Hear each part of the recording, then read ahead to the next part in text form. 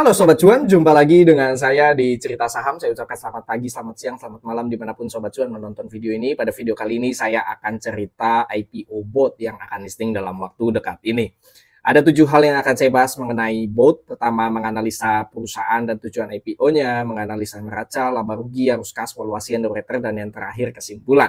Pertama dari background perseroan, jadi perseroan bergerak dalam bidang sewa dan menyewa kapal untuk menunjang kegiatan lepas pantai di luar dan dalam negeri yang berfokus pada industri minyak dan gas bumi. Dalam industri minyak dan gas bumi saat ini berbagai macam kapal digunakan untuk menunjang kegiatan lepas pantai di luar dan dalam negeri, baik untuk pengangkutan kargo, pemindahan rig, survei, atau tugas khusus lainnya. Perseroan memiliki pengetahuan dan relasi untuk dapat menyediakan kapal yang tepat untuk memenuhi kebutuhan pelanggannya. Selain kapal dengan kepemilikan sendiri, yaitu anchor handling, dock and supply vessels and crew, atau utility vessel, perseroan juga memiliki relasi dengan pemilik kapal tunda, AHTS, AHT, PSV, kapal tongkang minyak, kapal awak, dan kapal lainnya, sehingga perseroan dapat menyediakan kapal kebutuhan pelanggan dengan kapal sewa. Jadi pada intinya perseroan ini sebagai penyedia jasa untuk industri minyak dan gas bumi. Nah, kapal yang disewakan ini itu bisa dari kapal milik perseroan itu sendiri dan kapal milik relasi gitu ya, yang disewakan ke pihak lain. Dan proyek-proyek di laut lepas yang dapat didukung oleh jasa penyewaan perkapalan oleh perseroan di sini ada 5 untuk proyek-proyeknya di offshore-nya itu sendiri. Nah, sampai dengan saat ini perseroan itu punya 6 kapal. Nah, ini contoh-contoh kapal yang dimiliki oleh perseroan. Terakhir pembelian kapal ini di tahun 2016 yaitu NMS Brilliance. Di sini juga pertama kali pembelian kapal itu di tahun 2008 dan sampai dengan saat ini perseroan itu kapalnya ini disewakan kepada klien. Untuk utilisasi kapal perseroan sayangnya dari tahun 2021 sampai dengan paling tidak ini Agustus 2024 itu trennya malah menurun gitu ya. Dan ini juga bakal berimbas ke pendapatannya. Pendapatannya juga alhasil trennya menurun. Oleh sebab itu ya perseroan perlu menggenjot kembali kontrak-kontrak dengan proyek-proyek lainnya. Untuk penyewaannya itu sendiri mulai April 2024, perseroan akhirnya memperoleh kontrak dari luar negeri, yaitu sebesar 1 juta US dollar. Dan ini adalah klien perseroan, memang kliennya perusahaan-perusahaan besar, dan kompetitornya juga ini perusahaan besar juga. Dan sebagian adalah perusahaan yang sudah listing di bursa, di sini contohnya ada Wins, Lead, dan juga LP. Lalu untuk ini adalah rekam jejak perseroan, jadi mulai didirikan itu di tahun 2008. Dan mulai pembelian kapal itu NMS di kapal pertamanya yaitu di tahun 2009. Dan sampai dengan saat ini perseroan memiliki 107 karyawan. Selanjutnya saya akan membahas mengenai rencana IPO bot. Jumlah saham yang ditawarkan di sini ada 1 miliar lembar saham, tidak ada waran, persentase publik 28,5% dan pemegang saham lama megang di harga 5. Untuk publik megang dari harga 100 sampai dengan 120, harga ARA apabila di harga 100 maka arahnya di harga 135 atau naik 35%.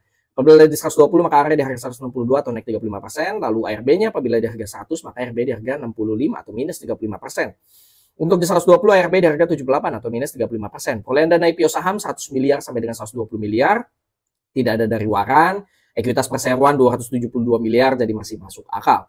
Masa book building sudah selesai dan masa offering direncanakan pada tanggal 6 November sampai dengan 8 November dan listingnya pada tanggal 12 November dan perseroan akan masuk dalam papan pengembangan. Underwriter ialah BRI Sekuritas dengan kode broker OD. Untuk rencana penggunaan dana IPO ini sebagian besar digunakan untuk melunasi utang sebesar 4,7 US dollar, itu melunasi sebagian pokok pinjaman perseroan. Lalu sisanya akan digunakan untuk modal kerja. Ya sebenarnya agak kurang greget gitu ya, karena utang perseroan itu dilunasinya pakai dana IPO atau dana dari masyarakat. Lalu berikutnya adalah struktur pemegang saham. Kepemilikan terbesar ini semuanya individu. Bapak Sujaya Soekarno Putra memegang 40% dan masyarakat 28,5%. Dan berikut ini adalah bagan struktur kepemilikannya.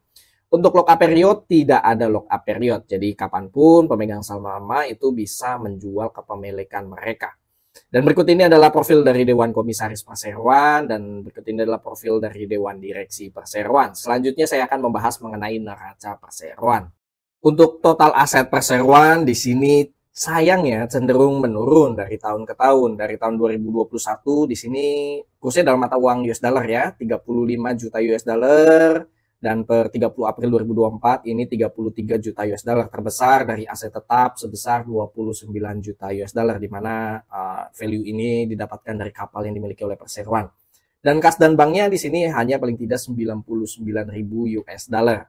Untuk liabilitasnya di sini cenderung tetap, di mana per April 2024 itu liabilitasnya ada 17 juta US dollar, dan terbesar ini dari utang bank, denominasi utang bank. Sayangnya dari yang tadinya ada di bagian liabilitas jangka panjang, di sini per April 2024 ada di jangka pendek 15,2 juta US dollar. Sedangkan kas perseroan ini hanya 99.000 US dollar. Dan utang tersebut didapatkan dari Bank BNI dan Exim Bank, di mana terbesar ini dari Exim Bank. Jadi kalau dilihat sepertinya pembelian kapal yang dimiliki oleh perseroan itu didapatkan dari perolehan utang. Sehingga beban bunga terhadap pendapatan perseroan dan laba bersih juga ini akan tertekan. Maka dari itu bunga berjalannya itu lumayan besar dan itu akan menggerus dari laba usaha perseroan. Nah, teman-teman bisa lihat di sini, jadi laba untuk periode berjalan saja paling tidak per full year 2023 hanya 65.000, dan beban bunganya ini sampai dengan 982.000. Kalau tidak ada beban bunga, ini labanya lumayan gede. Cuma karena adanya bunga utang yang lumayan gede sehingga akan mengikis laba usaha yang didapatkan perseroan. Maka dari itu salah satu penggunaan dana IPO yang lumayan besar juga itu untuk melunasi utang ya, karena kas perseroan juga ini terbatas. Kas perseroan itu hanya ada tersisa 99.000. Sedangkan utang bank jangka pendeknya mencapai 15,2 juta, dan kedepannya kemungkinan bisa aja ada pinjaman restrukturisasi atau adanya memperoleh pinjaman lain atau right issue ataupun ya lain-lainnya gitu yang menurut perseroan itu lebih potensial ke depannya untuk melunasi utang bank jangka pendek ini. Dari aktivitas operasi juga di sini sebagian besar habis untuk membayar utang dari padahal dari CFO-nya ini sudah konsisten positif, ini bagus ini. Tapi sayangnya karena beban bunga yang besar, jadi mau nggak mau ya itu akan terkikis dari CFO-nya. Dari ekuitas sendiri, ekuitas perseroan ini ada 16 juta US dollar. Kalau dilihat memang kalau secara DER, liabilitasnya itu masih di atas daripada ekuitasnya, sehingga paling tidak DER-nya itu di atas 100%. Selanjutnya kita akan masuk ke bagian laba rugi. Pendapatannya di sini cenderung naik turun. Perolehan pendapatan terbesar ini di tahun 2022 mencapai 13,6 juta US dollar, dan 2023 ini turun 9,5 juta US dollar. Dan per 4 bulan 2024 sayangnya apabila dibandingkan dengan periode sama tahun lalu ini masih turun. Kemungkinan besar pendapatan full year juga ini masih turun, dan paling tidak perseroan masih ada sisa ya 2 bulan lagi untuk menggenjot kontrak yang diperoleh oleh perseroan agar pendapatannya ini paling tidak bisa melebihi di tahun 2023. Agar laba yang dihasilkan pun ini tidak anjlok dari yang tadinya 65.000 jadi sisa ya, kalau ini disetahunkan benar-benar anjlok banget, jadi sisa paling tidak cuma 5.000 US dollar.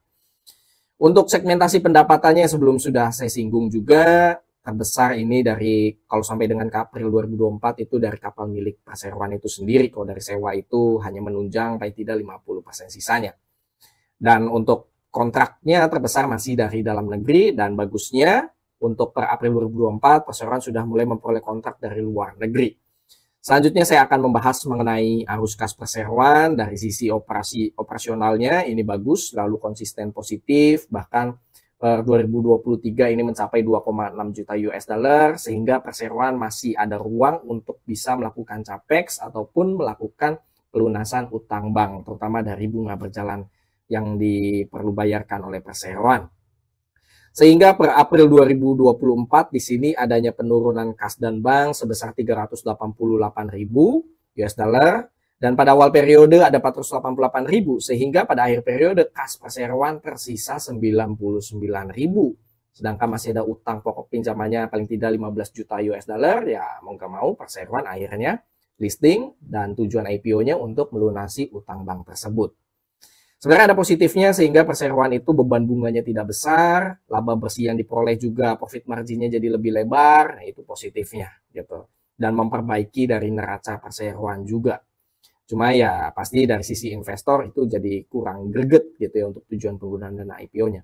Selanjutnya mengenai valuasi, di sini saya ambil kurs sesuai dengan yang ada di prospektusnya. Kursnya saya ambil 16.284. Di sini laporan keuangannya saya setahunkan, ambil harga dari harga 100 sampai dengan 120, total saham beredar ada 3,5 miliar lembar saham, pendapatan dan laba saya setahunkan.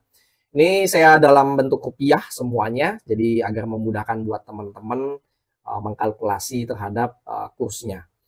Untuk pendapatannya 151 miliar, laba bersihnya 82 miliar selama disetahunkan, total asetnya 550 miliar, liabilitasnya 277 miliar. Ekuitas saya sudah tambahkan dengan perolehan dana IPO apabila di harga 100, ekuitas perseroan 372 miliar, apabila di 120 392 miliar. Market cap harga saham dikalikan dengan total saham beredar, maka market cap-nya 350 miliar, apabila di 120 420 miliar. Book value perbandingan antara ekuitas dengan total saham beredar, maka book value-nya 106,4 apabila di 120 112,1. PBVR perbandingan antara harga saham dibandingkan dengan book value-nya, apabila di harga 100 maka PBVR 0,93 kali. Apabila di 120 PBVR 1,07 kali. EPS berhubung di sini laba bersihnya kecil banget, sehingga EPS-nya juga ini kecil gitu ya. Untuk EPS-nya perbandingan antara laba bersih dengan ekuitas. Dari ekuitas 372 miliar hanya mampu menghasilkan laba bersih 82 juta rupiah. Untuk PER, ini perbandingan antara harga saham dibagi dengan EPS. EPS-nya hanya 0,023 dari perbandingan laba bersih dengan ekuitas.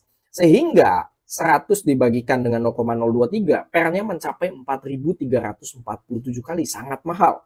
Padahal ini sudah positifnya dari PBVR, tapi sayangnya PER-nya ini mahal. Sehingga perseroan ini perlu menggenjot lagi kontrak yang didapatkan ke depannya untuk meningkatkan laba bersih perseroan. Semoga dengan adanya pelunasan utang bank dan beban bunga utang perseroan juga akan turun, yaitu nanti margin profitnya akan lebih lebar. ROE perbandingan antara laba bersih dengan ekuitasnya di sini paling tidak secara persentase 0,02%.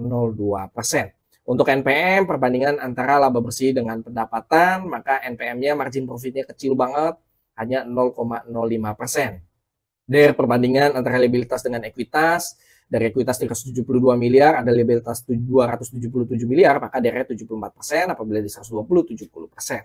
Selanjutnya mengenai underwriter, underwriternya ialah BRI Sekuritas dengan kode broker OD, di sini saya ambil dari tahun 2023, dimana kalau kita lihat secara historikalnya, sebenarnya positifnya pada saat opening ini selalu naik. Tidak pernah ada yang turun. Semoga ini bisa menjaga rekor yang positif juga untuk BOT ke depannya pada saat listing nanti, openingnya masih bertahan hijau gitu ya. Ya walaupun terakhir WNTD ini closingnya ada merah, jadi perlu diperhatikan untuk teman-teman ketika mengkoleksi IPO BOT ini nanti. Lalu untuk ini adalah perbandingannya, memang kalau secara PBVR BOT ini termurah, tapi secara PER memang ini paling mahal. Terakhir yaitu mengenai kesimpulan background BOT dan rencana IPO. Dilihat dari utility kapal perseroan, seperti perseroan perlu menggenjot kembali kontrak dengan proyek lainnya dikarenakan tren utility kapal perseroan yang menurun dari tahun ke tahun, sehingga menekan pendapatan dan laba perseroan. BOT secara penggunaan dana IPO termasuk wajar karena sebagian besar dana IPO untuk membayar utang dikarenakan tingginya utang dan beban bunga perseroan, lalu sisanya untuk modal kerja. Jumlah saham yang ditawarkan untuk publik termasuk wajar untuk papan pengembangan, yaitu sebanyak 10 juta lot dan tidak ada waran, sehingga tidak ada kompensasi cuan dari waran yang dapat mengakibatkan penurunan dari saham. Disclaimer on. Semua pemegang saham tidak ada lock-up period, dan itu perlu diperhatikan buat teman-teman. BOT akan masuk dalam papan pengembangan. Untuk rencana IPO saya kasih nilai 6,5/10. Untuk laporan keuangan, BOT memiliki laporan keuangan neraca liabilitas jangka pendek yang lumayan besar, sehingga perseroan melakukan IPO untuk membayar sebagian utang perseroan karena terbatasnya kas yang dimiliki perseroan. Dengan adanya penerimaan dana segera IPO sampai 100 miliar, setidaknya bisa makin menguatkan posisi neraca perseroan. Untuk laba rugi, pendapatan dan laba dari tahun 2021 sampai dengan saat ini cenderung naik turun, tergantung pada utility kapal perseroan. Sehingga perseroan perlu menggenjot kembali kontrak dengan pelanggan lain agar utility kapal perseroan itu bisa maksimal. Dan juga dengan adanya pembayaran utang bank dapat meringankan beban bunga yang akan dibayar perseroan, sehingga margin profit jadi lebih besar. Dengan ada rencana IPO dan rencana ekspansi yang dilakukan, diharapkan BOT dapat meningkatkan lagi pendapatan dan laba yang dihasilkan di periode selanjutnya. Untuk laporan arus kas, operasional bot bagusnya selalu konsisten mencatatkan hasil yang positif, sehingga perseroan masih memiliki ruang untuk capex dan membayar bunga utang perseroan. Namun hal tersebut belum cukup untuk membayar utang jangka pendek yang nominalnya cukup besar, sehingga perseroan melakukan IPO untuk membayar sebagian utang. Jadi sebenarnya kepemilikan kapal yang tidak bertambah juga ya karena terbatasnya kas, dan juga ya memang sebagian besar dana yang dimiliki perseroan itu untuk membayar utang gitu. Jadi susah untuk menambah kapal lagi. Untuk ringkasan laporan keuangan saya kasih nilai 6,5/10. Lalu untuk valuasi PBV yang ditawarkan ini sebenarnya sangat murah untuk kategori saham IPO sebesar 0,9 kali. Namun PER-nya ini sangat mahal sebesar 4.347 kali karena laba bersihnya juga kecil banget. Market cap-nya tergolong murah yaitu 350 miliar dibandingkan dengan ekuitas 370 miliar. Untuk ringkasan valuasi saya kasih nilai 7,5/10. Untuk underwater-nya ialah BRI Sekuritas dengan kode broker OD. Secara historikal, apa yang dibawakan oleh OD itu sangat bervariatif saat opening di hari pertama. Akan tetapi berdasarkan historikal, saham-saham yang dibawakan itu saat opening harganya tidak pernah turun. Hal inilah yang bisa jadi stimulus positif untuk bot apakah rekornya masih bertahan untuk selalu hijau atau tidak saat opening nanti. Untuk ringkasan underwater saya kasih nilai 8,5/10. Kesimpulan akhir, saya secara pribadi cenderung ikut IPO ini karena untuk underwater itu cukup oke gitu ya. Untuk lebih jelasnya nanti ikut atau tidak bisa follow Instagram kami, grup WA ataupun Stockbit forum chat, semua link tersedia di kolom deskripsi dan gratis. Bagaimana nih Sobat Cuan, mau ikut IPO bot ini atau tidak silahkan bisa isi di chat kolom komentar. Disclaimer on, video yang berisikan data dan atau informasi yang tersedia hanya sebagai bahan referensi dan edukasi, bukan sebagai ajakan. Keputusan bertransaksi, beli, jual, skip mengacu pada rekomendasi saham dan isi video ini sepenuhnya merupakan tanggung jawab Sobat Cuan. Terima kasih bagi Sobat Cuan yang sudah menonton cerita saham IPO bot dari awal sampai dengan akhir. Semoga video yang disampaikan bermanfaat bagi Sobat Cuan dan bisa jadi bahan pertimbangan untuk ikut IPO ini atau tidak. Sampai jumpa pada cerita saham selanjutnya. Happy trading, happy investing, happy IPO. See you semua. Bye-bye.